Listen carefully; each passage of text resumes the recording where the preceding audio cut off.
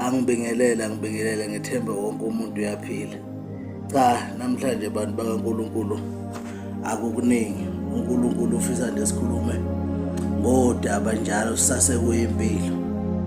Kunezimo empilweni mawumuntu odibana nazo, njengokuthi kuneminyango osuke ungqongqoza ubone ingavuleki, kodwa ufica ukuthi mhlambe awuqondi ukuthi ngabe kukuphi. uNkulunkulu impilo uyimise ngendlela ukuthi akekho umuntu ofanele ayiphathele impilo yakhe yedwa. Impilo awuyiphathi wedwa, impilo kungeyakho kodwa udinga abanye abantu kuyo. Ngisho lokuthini kuyenzeka empilweni ubone kungavuleki kanti uvalwe ukuthi wena ukwazi ukulula isandla kwabanye abantu. uNkulunkulu njengoba yonke into siyicela edlozini naNkulunkulu, sikonke sikufisayo emthandazo zethu siyisa khona, kodwa impendulo ziza ngomuntu. Lokho kukutshela ukuthini? Lokho kukutshela ukuthi kwanawe njengoba ukhona uney'mpendulo zeminingi imphefumulo zabantu abasondela kufanele baphenduleke ngawe. Kunezinto abakhala kuzo osuke ungekhona bekhala. Kubuhlungu ukuthi umuntu uneminyaka uyakhala ukhalela leyo nto leyo. Abanye abalala ukuba amanzi emqamela, thothi impendulo ikuwe.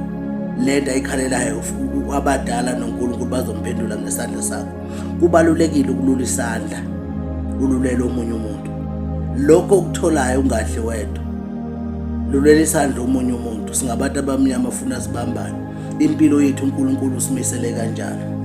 Uyabona, uma ungakwazi ukululela omunye umuntu isandla, lokho ungakubona ngaleso sikhathi ku-right, kodwa eqinisweni leyo nto le iyalimaza, ngoba njengoba usuke ugodla kunemthandazo oyivalayo abanye abantu. Kufanele wazi-ke futhi uqonde ukuthi kwanawe imithandazo yakho okhala ngayo kukhona le ngeke iphenduleke, ngoba njengoba ungalula isandla ululela abathile, shuthi uvalela abathile impilo yabo imithandazo yabo ayiphenduleki. Nawe uNkulunkulu uzokwenza okufanayo, ngoba umuntu omlulela isandla ngeke wazi. Uzothothi wena lokho ukhala kungakhulu, uNkulunkulu uzokuphendula ngesandla salowo muntu. Uzokuphendula kanjani umuntu ma ukuthi ufanele umlulele isandla wena ungamluleli isandla? Uma ungaluleli umuntu isandla, akekho nawe oyokululela isandla. Lokho kusho ukuthi uyohlala uney'celo nemithandazo oyikhala njalo uzuthi abakini abakunakile abadala. Uzukhala ukuthi uNkulunkulu akakunakile, kanti cha, inkinga abantu ophilelana nabo. Omunye umuntu okhona umfowenu loyo, musa ukufuna ukudla wedwa, konakho hlephelela umnewenu adle naye, ngoba lowo muntu ozombona edrobheni ungawuphikisi unembeza. Lowo muntu ozombona edrobheni uyadinga, uthi idingo zakhe awuzazi. Uzothothwa lo 100 rand ozomnika wona ubona umncane, uyabona, umnika kanti yena uyazi ukuthi bengenaso isishebe ekhaya, useyothola ushukelanyana bagoqoze ney'ngane. Nawe icabangeke wena ungahlala financial right, kodwa khona okhala ngakho. Lokho okhala ngakho komunye umuntu, funda nawe ukuthi omunye umuntu melulela isandla. Ungabakhethi futhi abantu baphathe ngendlela eyodwa, bathande ngendlela eyodwa. Unganawe ukuthi uzonaka begazi lakho noma bakini kuphela. Wonke umuntu okhona omnyama ngowakini. uNkulunkulu lanithanda abantu bakaNkulunkulu. Awuhlale phansi umuntu ubuka ukuthi mingaki imithandazo yakhe engaphenduleki, bese uyabuka ukuthi yini kwenziwa yini, isizathu ukuthi nawe kuney'mpendulo zabantu ongayidedeli.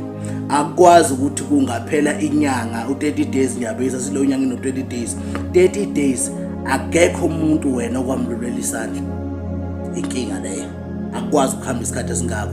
Qikelela ukuthi njengola ukhona, lulela omunye umuntu isandla, lulela umnewenu isandla. Lokho uNkulunkulu uyakuthanda, kuzovuleke yakhe impilo.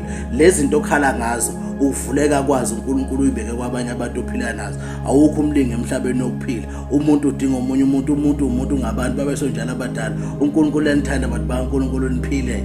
Amen.